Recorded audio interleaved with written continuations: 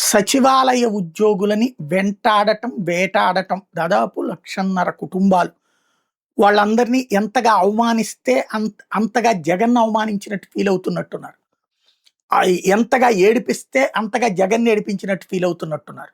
కానీ వాళ్ళు గతంలో జగనున్నప్పుడు వాళ్ళకి ఆ పదవులొచ్చినా, చంద్రబాబు అధికారంలోకొస్తే తమకి సచివాలయంలో ఉన్న డబుల్ పని తగ్గిపోయి, ఇతర శాఖల్లో విలీనం చేసేస్తారన్న ఉత్సాహంతో జగన్‌కి ఓటెయ్యకుండా బాబుని ఓటేసి గెలిపించిన వాళ్ళు సచివాలయ ఉద్యోగులే.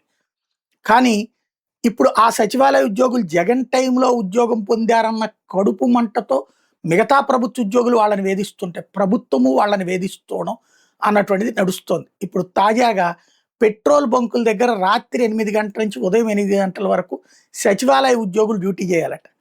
ఇప్పటికే వాలంటీర్లు చేసే పనులన్నీ సచివాలయ ఉద్యోగులతో చేయిస్తున్నారు. ఇప్పుడు లేటెస్ట్‌గా ఈ పని గూడా పెట్టుకొచ్చారనమాట. ఒక్కొక్కసారి ఒక్కొక్క పనిని వాళ్ళ నెత్తిన పెడుతూ ఉన్నారు. పెట్రోల్ బంకుల్లో విధులు మొన్నటిదాకానేమో శివరాత్రి అప్పుడు ఈ టాయిలెట్స్ వాటిని చూసే బాధ్యత వాళ్ళకి అప్పజెప్పారు. ఇదివరకు జగన్ టైంలో స్కూళ్ళల్లో వాటిట్లో జస్ట్ ఫోటో తీయమన్నటువంటి సందర్భంలో అప్పుడు జగన్ ఇంత దుర్మార్గుడు అని చెప్పుకొచ్చారు. ప్రభుత్వ ఉద్యోగుల చేత ఈ పని చేపిస్తారా అన్నట్టు.